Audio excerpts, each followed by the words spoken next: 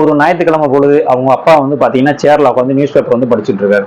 அப்போதைக்கு வந்து பாத்தீங்கன்னா ஒரு பையன், அவனோட பையன் வந்து அப்பா வந்து டிஸ்டர்ப் பண்ணிக்கிட்டே இருக்கான். எப்ப என்னப்பா படிக்கிற, பேப்பர் கட்டப்பா பேப்பர் கட்டப்பான்னு சொல்லிட்டு ரொம்ப வந்து டிஸ்டர்ப் பண்ணிக்கிட்டே இருக்கான். உடனே வந்து அந்த அப்பா வந்து ஒரு ஞாயிற்றுக்கிழமை ஒரு நாளாவது நிம்மதியா வந்து ஒரு பேப்பர் ஏதாவது படிக்க முடியுதா, வந்து இம்சப்படுத்திக்கிட்டே இருக்கானே அப்படின்னு சொல்லிட்டு அந்த பேப்பருடைய நடுவு பக்கத்தை பாக்குறாரு. அதுல வந்து பாத்தீங்கன்னா இந்தியா மேப் வந்து அதுல வந்து இருந்திருக்கு.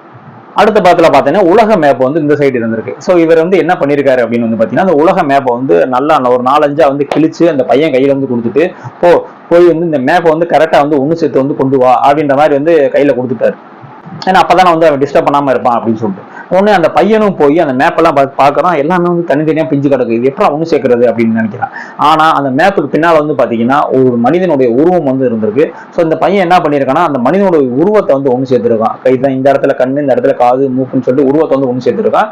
இந்த சைடு வந்து மேப் வந்து ஒன்னாயிடுச்சு. சோ கொண்டு போய் வந்து அவங்க அப்பா கிட்ட காட்டுறான். அப்பா பாத்தீங்கன்னா நான் வந்து ஒண்ணு சேர்த்துட்டேன் அப்படின்னு.